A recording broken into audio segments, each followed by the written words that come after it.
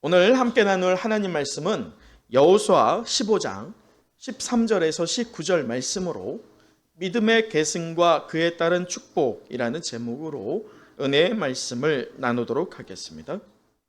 네, 여러분 7년간의 이 가나안 정복 전쟁이 있었죠. 그것을 마치고 나서 이 가나안 동편과 서편을 분배하게 되는데 우리가 지도를 보면 지도에서요. 네. 이 지도에서 딱 그 중심을 이루는 게 하나가 있어요. 동편과 서편을 나누는 그게 뭐죠? 네. 이렇게 가운데를 가르게 되는데 바로 요단강입니다. 그래서 그 요단강을 중심으로 이제 첫 번째 분배가 이루어졌던 것을 우리는 살펴봤어요. 그게 뭐였어요? 바로 동편 분배, 동부의 분배입니다. 이 동편에 대한 분배는 세 지파, 곧 두 지파 반이 받죠. 그 두 지파 반이 무엇입니까? 르벤, 갓, 므낫세 절반. 르, 갓, 무. 따라해 보세요. 르, 갓, 무. 잊어버리면 안 됩니다. 르, 갓, 무. 이 세 가지 두 지파 반이 분배를 받았던 것을 우리는 기억합니다. 자, 그래서 이제 이것이 분배가 되고 14장에서 19장에는 요단강을 중심으로 이제 어디가 분배가 됩니까? 바로 서편이 이제 서부가 분배가 되는데 그것은 14장에서 19장까지의 내용입니다. 이렇게 분배가 이루어져요. 자, 여러분 한 가지 제가 퀴즈를 내드리도록 할게요. 자, 가나안 동편과 이 서편, 네, 감사해요. 이제 화면 지워줘야죠. 차이점이 뭘까요? 동편 분배와 서편 분배의 차이점. 서편 분배와 동편 분배가 뭐가 다를까요? 네. 다 모세의 분기십니다. 다 모세가 다 지금 말씀에 오늘 본문에서 13절에 보는 것처럼 여호와께서 여호수아에게 명령하신 대로라고 하면서 모세에게 명령한 것을 여호수아가 따라했던 것은 맞아요. 근데 분명한 차이가 있어요. 네. 네. 네, 그것도 맞죠. 왜냐면 이 동편은 사실 더 비옥한 땅입니다. 하지만 서편도 오늘 우리가 보게 될 유다 지파의 땅도요 상당히 넓습니다. 거기에도 좋은 땅은 있어요. 근데 중요한 차이가 있어요. 동편과 서편 분배의 아주 큰 차이. 하나로 인하여서 이것이 분명히 다르구나 알 수 있는 게 있어요. 뭘까요? 자, 여러분 저희가 지난주에 봤어요. 여러분 생각으로 하지 마시고 무엇을 보고 판단해야 됩니까? 말씀을 보고 봐야죠. 그러면 지난주 센스 있는 분들은 지난주 말씀을 보면 되는 거죠. 저희 얼굴을 보는 게 아니라 지난주 말씀을 보면 서편 분배를 무엇에 따라 하게 됐습니까? 제비뽑기예요. 동편은 제비 뽑지 않았어요. 서편은 제비를 뽑습니다. 그러나 이것이 우리가 지난주 말씀에 따라서 오늘 우리가 제비 뽑는 게 맞아요? 틀려요? 틀려요. 왜냐? 오늘 우리는 신정국가가 아니에요. 하나님은 우리에게 말씀을 이미 허락하여 주셨고 말씀을 통해서 우리가 오늘 어떤 삶의 자세를 지녀야 될지에 대한 지혜와 능력을 이미 허락해 주셨어요. 그렇기 때문에 우리는 현재 하나님의 말씀의 기본으로 하여서 우리가 민주적으로 결정하면 되는 거예요. 그래서 제비 뽑는 것은 오늘 사실은 우리에게 적용하는 것이 옳다? 옳지 않다. 건강하지 않아요.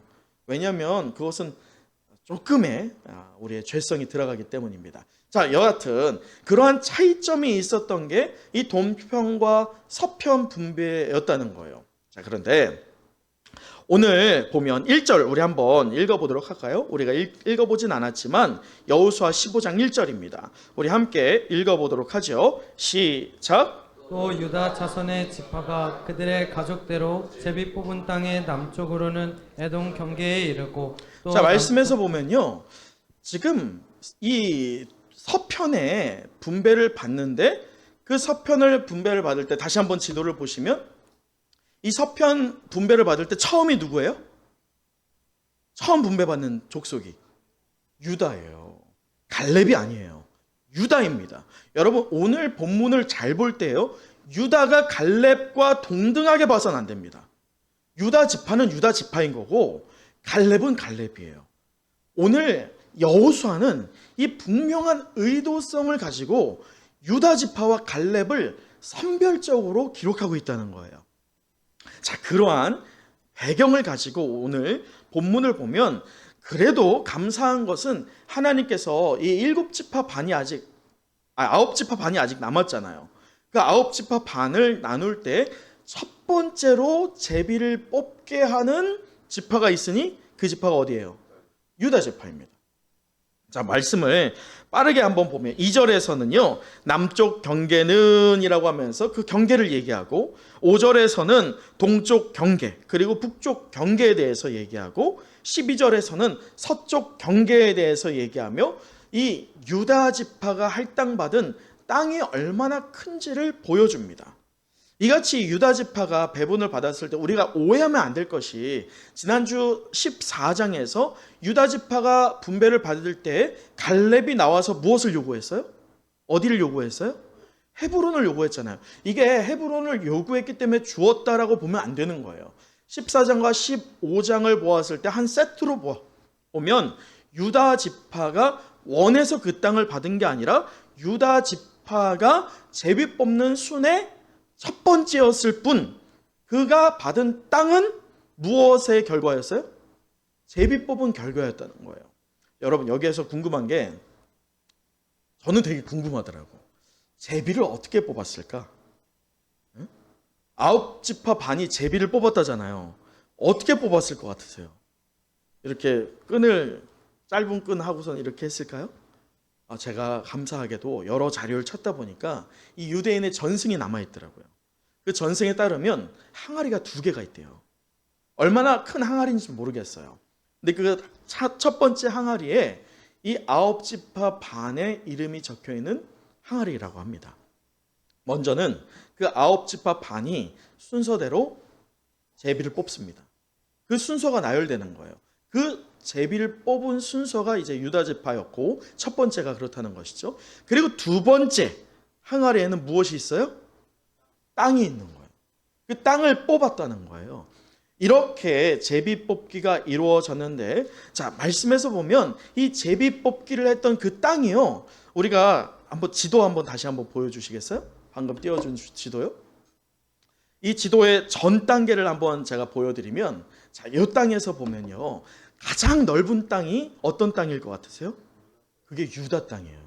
므낫세는 사실 맞습니다. 므낫세를 이 요단강 중심으로 서편과 동편을 2분의 1을 합치면 가장 넓은 땅이 므낫세는 맞습니다. 하지만 그것을 제외하고 가장 단독으로 넓은 땅을 받은 지파는 어떤 지파예요? 유다 지파예요. 유다 지파는 이 크기에 비해서, 그 종족의 크기에 비해서 상당히 넓은 땅을 받았고, 그 유다 지파가 받은 땅은 굉장히 비옥한 땅이었어요. 이 동편과 비교해 봤을 때, 견져 봤을 때 전혀 부족함이 없는 땅이 바로 이 유다 지파가 받은 땅입니다. 그 유다 지파에 받은 땅을, 우리가 오늘 말씀을 어떤 땅을 받았느냐 그걸 세밀하게 보는 게 아니기 때문에 우리가 자세히 들여다보진 않겠지만, 유다가 받은 땅의 중심에는 어디가 있었느냐? 바로 예루살렘이 있었어요. 그 예루살렘은 사실은 유다의 것이 아닙니다. 원래는 가나안 족속의 것이었어요. 그렇기에 우리가 이스라엘 지도를 보자면 이 예루살렘을 주변으로 있던 땅들이 가장 비옥했거든요. 그것을 볼 때 유다가 가장 비옥한 땅을 받은 이유가 무엇이겠냐는 거예요. 그러면서 가장 넓은 땅을 받았다는 거예요. 우린 여기에서 분명히 알 수 있는 것은요, 하나님께서는요, 우리 창세기 한번 49장 한번 펴보도록 할까요? 창세기 49장은 이 야곱의 유언이 기록되어 있거든요. 12아들에 대해서 유언을 기록하고 있는 것이 이 야곱의 마지막 49장입니다. 그런데 이 야곱이 유다에 대해서 예언하는 것을 우리가 봐야 돼요. 축복의 기도이지만 이것은 예언적인 기도입니다. 그래서 8절부터 12절에 기록되어 있는데, 8절을 제가 읽어드리면, 유다야 너는 내 형제의 무엇이 될 거예요? 찬송이 될지어다 라고 합니다. 왜냐? 내 손이 내 원수의 목을 잡을 것이요 내 아들의 아버지의 아들들이 내 앞에 절하리라. 이것은 곧 이 지파에서 누가 나올 것을 예언하는 거예요? 메시아, 곧 예수 그리스도가 나올 것을 예언하는 문구입니다. 자, 그러면서 뭐라고 하느냐? 9절 보세요. 유다는 무엇이에요? 사자 새끼로다. 이 동물의 왕 사자 아니겠어요? 그 사자 새끼로다 라고 하는 것은 이 유다에 대한 축복이 담겨져 있습니다. 자, 그러면서 우리 10절 같이 읽어보도록 하죠. 10절 시작. 그가 유다를 떠나지 아니하며 통치자의 지팡이가 그 발 사이에서 떠나지 아니하기를 실로가 오시기까지 이르리니 그에게 모든 백성이 복종하리로다. 자, 이것은 그 규, 곧 왕이 갖고 있는 지팡이입니다. 곧 왕이 이 지파에서 날 것이다 라고 하는 예언이었어요. 여러분, 그렇다면 유다가 몇 번째 아들일까요? 네 번째예요. 첫 번째 아들은 누구예요? 르우벤입니다. 르우벤, 시므온, 레위, 그리고 네 번째가 유다예요. 그렇다면 원래 유다, 그는 장자가 아니에요. 이스라엘은 우리나라와 같이 유교적인 문화에서 보면 장자에 대한 우선권이 있었단 말이죠. 그렇다면 이 땅의 분배에 있어서 첫 번째로 르우벤이 받았어야 되는데, 우리가 분명히 아는 것은 목사님 동편 땅을 이미 받았잖아요, 이렇게 들 수 있지만 그것은 르우벤이 요청한 것이지 하나님이 주신 게 아니에요. 어떤 딜이 있었던 것이죠. 진짜 분배의 첫 번째는 지금 누가 받고 있는 거예요? 유다라는 거예요. 그 이유가 무엇이에요? 르우벤이 어떤 일을 행했어요? 아버지의 침상을 더럽혔죠. 그 죄를 저질렀기 때문에 장자권을 박탈당합니다. 자, 그렇다면 그 다음 아들이 누구예요? 시므온과 레위입니다. 근데 시므온과 레위도 역시나 그 다음에 장자권을 박탈당합니다. 그 이유가 무엇입니까? 디나의 사건. 이 야곱에게는 딸이 있었는데 그 디나가 세겜이라고 하는 곳에서 강간을 당합니다. 그 강간을 당한 것으로 인한 분노로 인해서 시므온과 레위가 그 세겜 족속을 멸해버리죠. 그것으로 인해서, 그 피 흘림으로 인하여서 야곱이 그들에게 저주를 하게 됩니다. 그래서 시므온과 레위도 장자권에서 밀려나게 되죠. 하나님은 이 넷째 유다에게 이제 장자권을 허락하시는데, 여러분, 이것이 우연히 어떻게 하다 보니 일어난 일이 아니라는 거예요. 하나님은 분명히 약속을 하시고 그 약속을 성취하시는 분이심을 오늘 이 시간이 엄청나게 지난 다음에 유다 지파에게 땅 분배를 하는 장면에서 오늘 우리에게 깨닫게 하고 있다는 것입니다. 여러분, 저는 요즘에 한 가지 제가 고백할 게 있는데요, 간증이라고 할 수 있죠. 저는 은성교회 부임하고 여러 우여곡절이 있지 않겠어요? 그런데 요즘에 제가 가장 평안함을 느낍니다. 사실 몸은 그 어떤 때보다 가장 힘들어요. 쉬는 날이 없으니까 가장 힘들지만 이 영적인 것만큼은 가장 평안함을 느낍니다. 왜 그런지 아세요? 제가 새벽 예배를 드릴 때마다 하나님께서요, 이 성경 통독을 하면서 주시는 은혜가 있어요. 그 은혜가 무엇이냐면 하나님이 약속을 하신다는 것이고 그 약속을 이루시는 분이 하나님이시라는 거예요. 그것을 제가 기도할 때마다 늘 저의 마음에 심령에 깊게 새겨주십니다. 그리고 또 하나님이 그 약속을 이루어 가시는 것을 아주 조금씩 저에게 보여주고 계세요. 할렐루야. 그래서 제가 은혜가 참 많습니다, 요즘에. 그 은혜가 여러분에도 흘러가기를 간절히 축원합니다. 여러분, 하나님은요, 약속하시는 분이십니다. 근데 그 약속을 잊지 않으시는 분이실 줄 믿습니다. 우리는 하나님이 맺으신 약속을 무엇하면 되는 거예요? 믿으면 되는 거예요. 믿으면. 그것을 믿을 때 그 약속은 실제적으로 저와 여러분에게서 이루어지게 될 것을 믿습니다. 저는 오늘 이 자리에 계신 우리 은성의 모든 영가족들 역시나 하나님의 약속이 성취될 것을 무엇으로 붙잡아요? 믿음으로 붙잡을 때 저와 같은 평안이 여러분들에게 허락되길 간절히 축복합니다. 여러분, 서로 우리 한번 축복해 보시죠. 하나님의 언약을 믿으세요. 하나님께서 약속을 지키실 것입니다. 축복합니다. 아멘. 우리 하나님께 영광의 역사 올립니다. 여러분, 그런데 하나님이 이렇게 유다를 통해서 언약을 분명히 실제적으로 지키시는 분이심을 드러내면서도요, 제가 앞서 서두에 말했죠. 여호수아는 의도적으로 유다 지파와 누구를 가르고 있어요? 갈렙을 가르고 있어요. 오늘 우리는 지난주에 이어서 위대한 이 청년의 신앙을 계속 소유하고 있는 그 인물, 누구의? 갈렙을 보게 됩니다.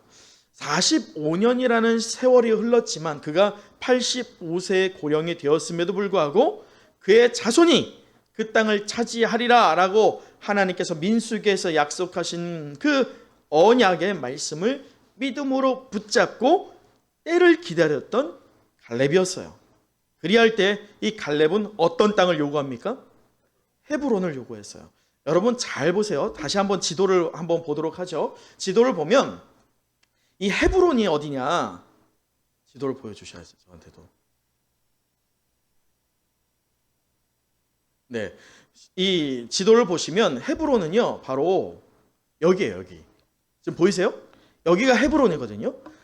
동그란 데가 헤브론이에요. 근데 이 헤브론, 지금 유다 지파, 이 시므온은 사실 유다에게 편입이 되는데 유다 지파가 갖고 있는 땅이 저 녹색 땅이거든요. 그리할 때 지금 헤브론이라고 하는 땅은요 사실 굉장히 척박한 땅이에요.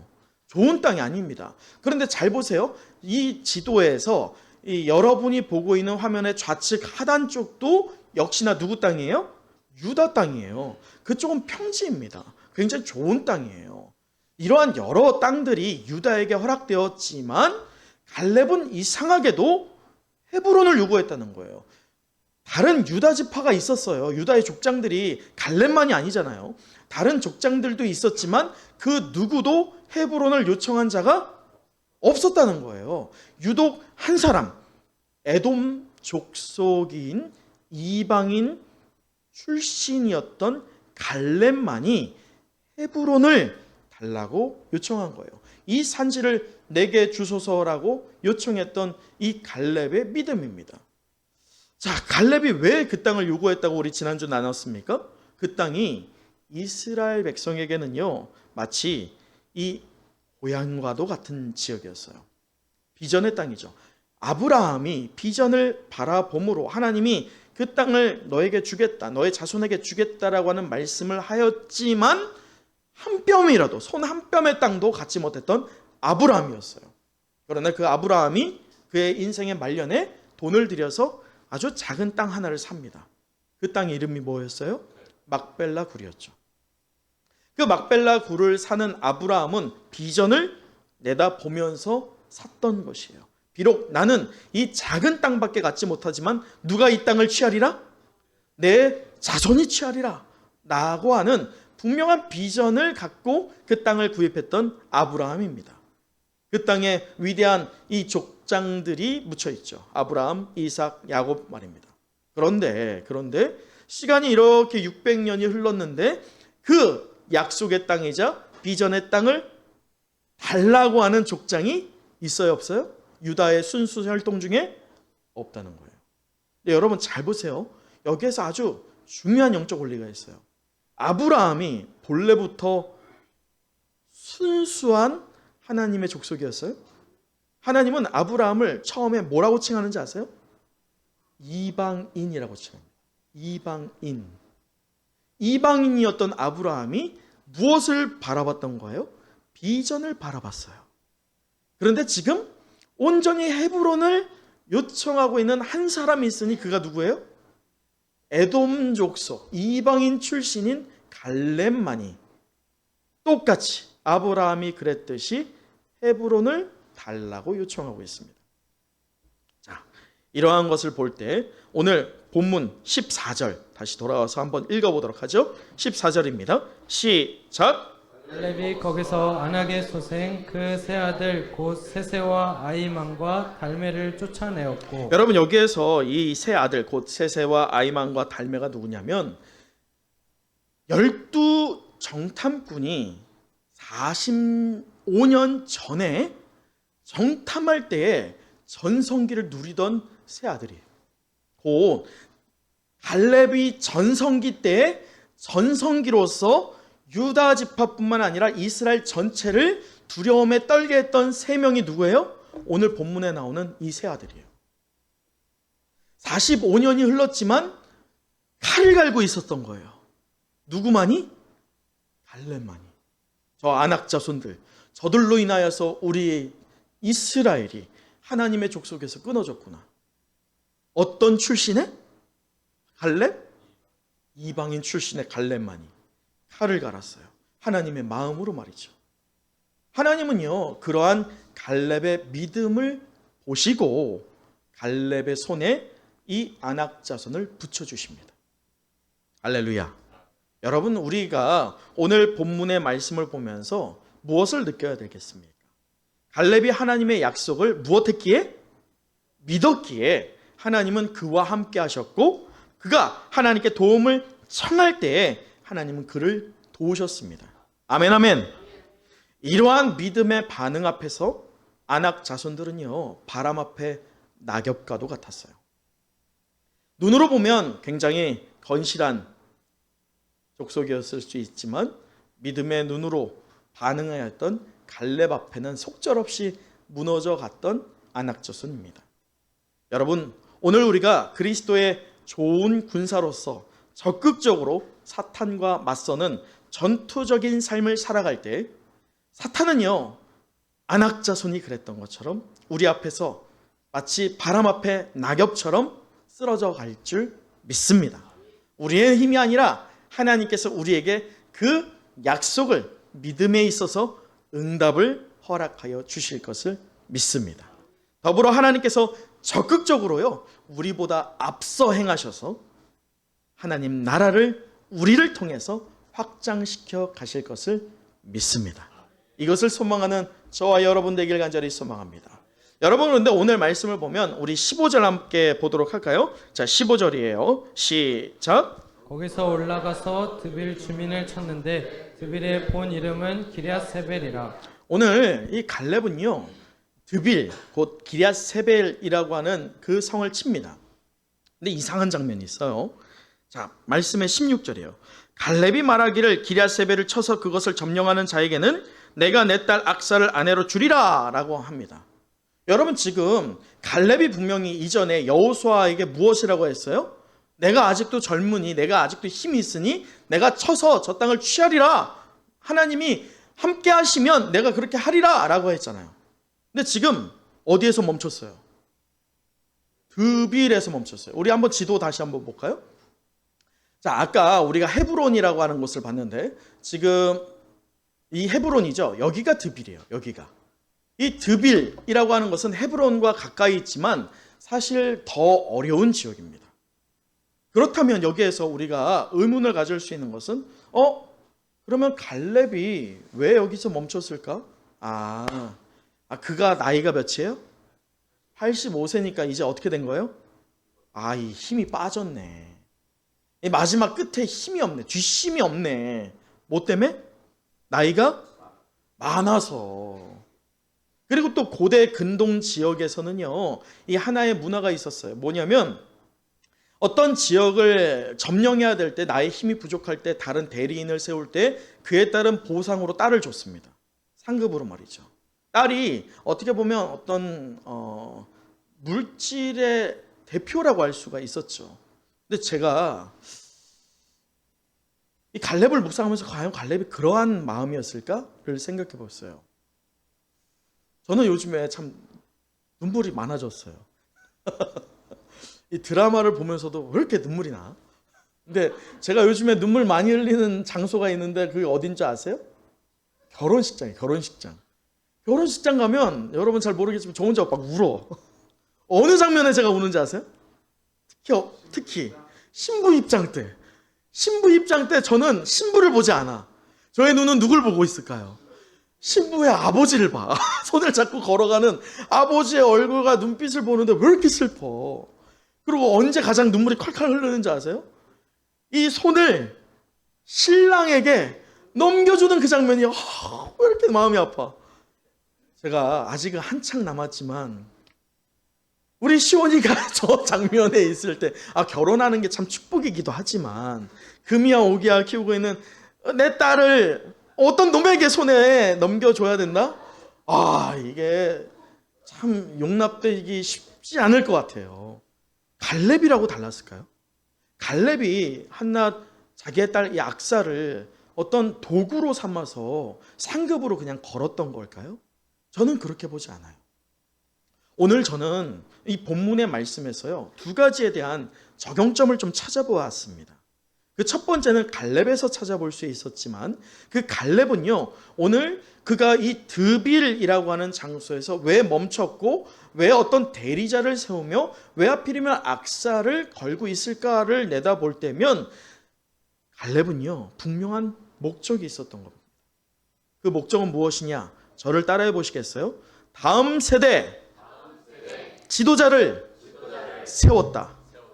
그 목적으로 드빌에 멈췄던 거예요. 사실 다시 한번 죄송하지만 지도를 한번 더 보면, 우리가 본 지도에서 보자면 저 드빌이라고 하는 지역을 끝으로 갈렙이 정복한 곳은 끝납니다. 제가 앞서 말했죠. 유다의 정복과 갈렙의 정복이 같아요, 달라요? 달라요. 갈렙은 믿음으로, 하나님의 말씀에 대한 믿음으로 헤브론을 중심으로 한 드빌까지 점령한 것으로 끝납니다. 나머지 갈렙의 다른 족속들이, 다른 족장들이 다른 땅들을 차지하는 것이죠. 그런데 오늘 이 드빌이라는 곳에서 멈춰서 왜 지금 이러한 행위를 하고 있느냐?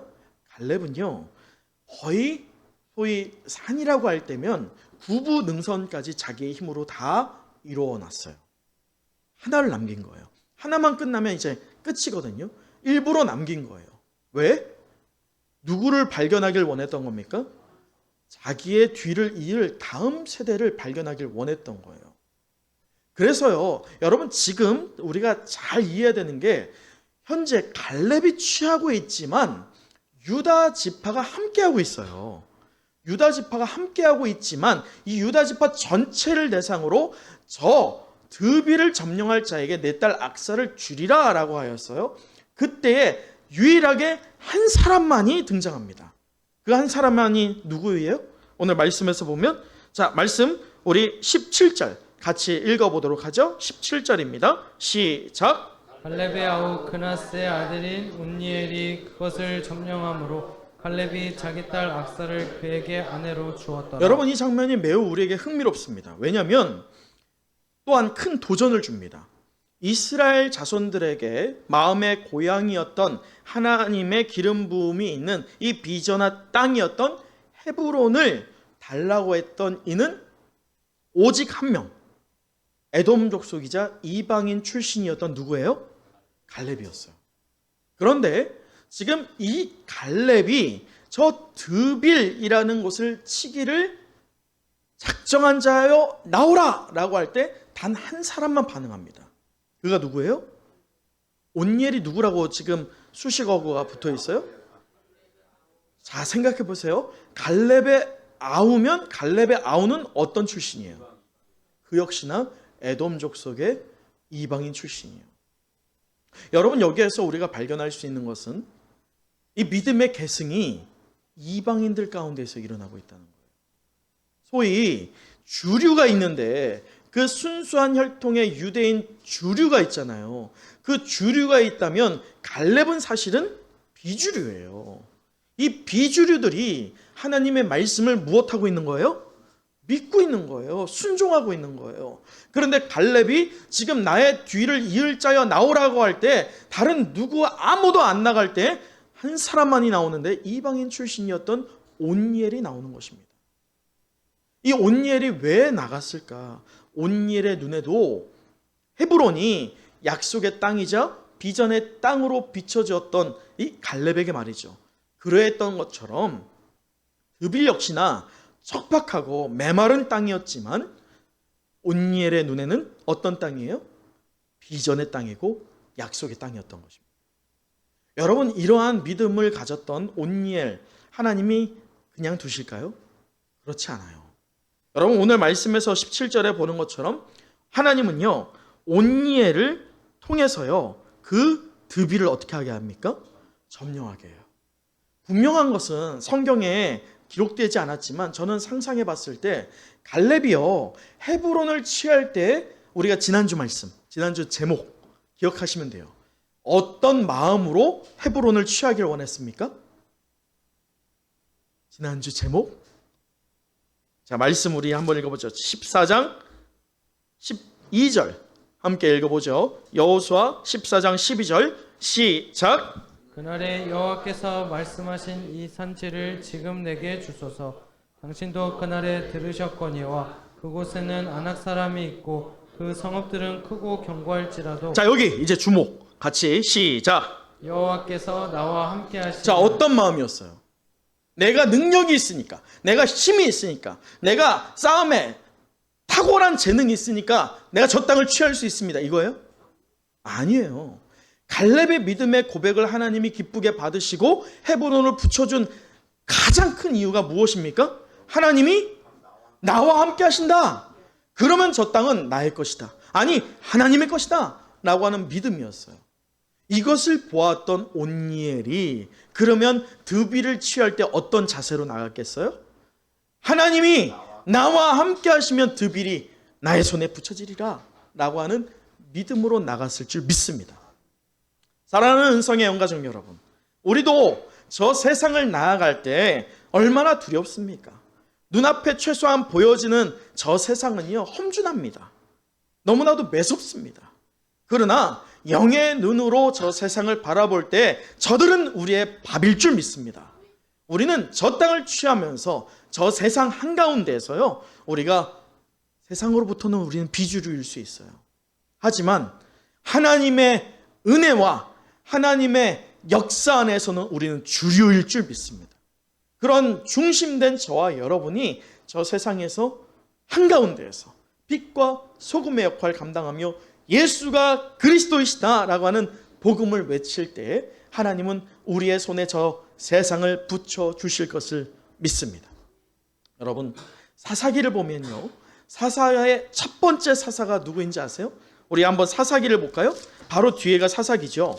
사사기 3장을 보면 하나님은 구원자를 세우시는데 그 구원자가 12사사로 등장하게 되는데요. 그 첫 번째 사사가 사사기 3장에 등장합니다. 그래서 3장 10절에 등장하는데 7절부터 등장하는데 우리가 3장 19절을 한번 보도록 할까요? 3장 9절이에요. 함께 읽습니다. 시작. 이스라엘 자손이 여호와께 부르짖음에 여호와께서 이스라엘 자손을 위하여 한 구원자를 세워 그들을 구원하게 하시니 그는 곧 갈렙의 아우 그나스의 아들 온니엘이라. 여러분 보세요. 그 온니엘이 사사의 첫 번째입니다. 근데 그 온니엘의 힘으로 나갔던가? 그래서 그 대적들을 무찔렀던가? 아니에요. 하나님이 함께 하시면이라고 하는 그 믿음의 계승을 하였던, 갈렙의 믿음을 계승하였던 온니엘의 믿음을 하나님은 보시면서 온니엘에게 그 무엇과도 견줄 수 없는 가장 큰 무기를 허락하여 주시는데 그것은 바로 10절입니다. 10절. 여호와의 무엇이 그에게 임하십니까? 영이 임하는 거예요. 할렐루야. 여러분, 우리가 저 세상에 나갈 때 무슨 무기로 나가겠어요? 여러분, 세상의 지식과 논리로 저 세상을 맞서겠습니까? 우리는 절대적으로 질 수밖에 없습니다. 우리가 저 세상이 우리의 밥이다라고 하면서 하나님이 우리와 함께 하시면 이라고 하는 믿음으로 나갈 때 하나님이 부어주시는 성령의 충만이 우리의 절대적인 무기일 줄 믿습니다. 성령 충만을 경험하는 여러분 되시기를 간절히 축복합니다. 우리 다시 한번 앞뒤 좌우 보시면서 성령 충만하십시오 라고 축복합니다. 성령 충만하십시오. 할렐루야. 여러분, 그러면서 오늘 두 번째 우리 18절과 19절을 보면 이 악사와 갈렙의 이별이 등장하거든요. 자, 오늘 본문으로 다시 돌아와서 18절 19절을 보면 18절 우리 한번 또 읽어보도록 할까요? 18절입니다. 시작. 악사가 출가할 때 그에게 청하여 자기 아버지에게 밭을 구하자 하고 나귀에서 내림에 갈렙이 그에게 묻되 내가 무엇을 원하느냐 하니. 여러분 보세요. 지금 제가 이 말씀을 묵상하다가 눈물이 쏙 들어갔어요. 왜냐면 딸과 이제 이별이에요. 사실 이 고대 중동 지역에서는요, 이 이별은 다시 언제 볼지 모르는 이별입니다. 우리나라도 유교 문화적으로 출가 외인이라고 할 때 과거에 조선 후기 때는 출가한 아녀자는 다시 처가가 아니죠. 친정으로 돌아오는 게 쉽지 않았던 때가 있었어요. 그와 같은 상황입니다. 그런데 지금 눈물이 앞을 가릴 수밖에 없는 그런 상황인데요. 눈물이 쏙 들어가. 왜요? 지금 봐보세요. 18절 악사가 이별을 앞두고 아버지는 이제 어떡하지? 라고 하고 있을 때 악사는 속으로 어떤 생각을 하고 있어요? 남편 불러. 그리고 남편한테 샥샥샥샥 하는 거예요. 뭐라고? 아빠한테 땅 좀 달라고 해. 라고 말해요. 여러분 이거 갈렙이 듣고선 어떨 것 같아요? 여러분 그만이 아니에요. 자 19절에 보면 갈렙이 그러한 악사와 온니엘의 그 쭈뼛쭈뼛하는 걸 봤던 거예요. 그리고선 뭐라고 합니까? 18절 하반이죠. 갈렙이 그에게 묻되 내가 무엇을 원하느냐? 라고 해요. 그럴 때 악사가 뭐라고 해요? 아버지께서 나를 네겝 땅으로 보내시오니 무엇도 달라고 합니까? 샘물도 달라고 합니다. 땅도 달라고 하는데 무엇도 달라고 해? 샘물도 달라고 해요. 근데 여러분 여기서 보세요. 여기에 지금 온니엘은 쭈뼛대. 온니엘은 분명히 믿음은 있었지만 이 장인의 갈렙의 그 믿음과 견주어 봤을 때 좀 눌리는 게 있었겠지.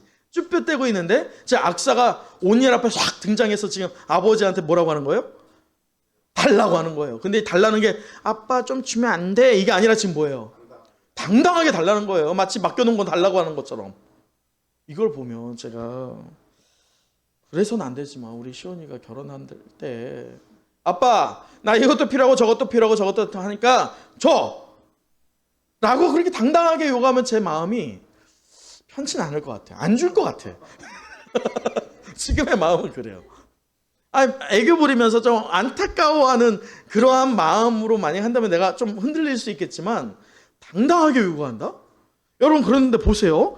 지금 그렇게 당당하게 요구한 이 악사에 대해서 갈렙이 어떻게 하냐? 19절 하반 갈렙이 윗셈과 아랫셈을 그에게 주었더라. 이게 그냥 눈에 콩깍지가 있어서 당당하게 요구해도 그냥 사랑하니까 준 걸까요? 아니라는 거예요. 여기에서 우리는 두 번째 영적인 결단에 다다르게 됩니다. 악사를 통해서 말이죠. 그 아버지의 그 딸이에요. 보세요. 악사는요, 온니엘의 남편이 되는 것에 토를 답니까? 안 달아요. 그리고 그뿐 아니라 지금 점령한 드빌이라고 하는 땅으로 가야 되거든요. 그 땅은 매우 척박합니다. 메마른 땅입니다. 물이 있지 않으면 안 되는 땅이에요. 그런데 귀한 딸을 보내야 되는 땅이라고 한다면 갈렙이 어떤 땅을 줘야 돼요? 좋은 땅을 줘야 되지 않아요? 그 중에서도 좋은 땅? 그런데 갈렙은 가장 척박한 땅에 드빌에 기럇세벨에 악사를 보내고 있어요. 근데 그것에 지금 악사가 토를 납니까? 안 달아요. 악사가 다 순종합니다. 그럴 때에 악사가 고백하는 거예요. 요구하는 거예요. 당당하게. 자, 그게 바로 19절 초반입니다. 19절 초반 뭐라고 합니까? 이르되 내게 복을 주소서. 이 복이 무엇이냐? 믿음의 세대 계승은요, 온니엘에게만 지나가지 않고 악사에게 이어졌어요. 아니, 온니엘보다 악사에게 더 크게 임했죠. 악사는요, 아버지의 옆에서 45년 동안 한결같이 헤브론을 달라고 소망하고 있는 갈렙의 믿음을 배워왔던 악사였어요. 그러기에 아버지의 마음을 누구보다 알았고 또한 하나님의 언약의 신실성을 누구보다 더 믿었던 악사였어요. 그래서 온니엘의 아내가 되는 것, 또 드빌로 가는 것 한마디 불평하지 않습니다. 악사가 무엇을 보았기 때문이에요? 하나님의 약속을 보았기 때문이에요. 그런 악사가요, 분명히 지혜가 있었어요. 그 지혜가 무엇이냐? 그 땅은 척박합니다. 그 땅에 가서 하나님의 축복이 있는 땅인데 그 땅에 가서 절망적으로 사는 것이 축복입니까? 아니었던 것을 악사는 알았어요. 분명히 하나님이 언약하여 주실 땅은 확실하지만 그 땅에 갈 때 준비해야 된다는 것은 알고 있었던 악사였어요. 그래서 샘물을 요구합니다. 여러분, 그런데 그 딸의 믿음과 그 딸의 믿음의 반응에 대해서 갈렙이 알았을까요? 몰랐을까요? 갈렙은 알았어요. 다른 이는 누구도 몰랐지만 갈렙은 알았어요. 아, 나의 딸이 지금 요구하고 있는 게, 저렇게 당당하게 나한테 요구하고 있는 게 버릇없는 것이 아니라 무엇을 의지하기 때문에? 하나님의 약속을 내 딸이 믿고 있기 때문에 요구하는 것이구나. 하나님의 축복이 내게 허락된 것처럼 내 딸도 하나님의 축복을 요구하고 있구나 라고 하는 깨달음으로 기꺼이 하나를 요구한 딸에게 윗셈과 아랫셈 모두를 주는 갈렙입니다. 여러분, 말씀을 마치겠습니다. 오늘 우리는 믿음의 계승과 그에 따른 축복이라는 제목으로 은혜의 말씀을 나눴어요. 여러분, 오늘 우리 다시 한번 19절 같이 한번 읽어보도록 하죠. 19절입니다. 63절입니다. 죄송합니다. 63절입니다. 시작. 예루살렘 주민 여부스 족속을 유다 자손이 쫓아내지 못하였으므로 여부스 족속이 오늘까지 유다 자손과 함께 예루살렘에 거주하니라. 여러분, 설교의 초도 기억하시죠? 유다 지파와 갈렙은 별개입니다. 의도성을 가지고 여호수아는 같은 것으로 치부하지 않아요.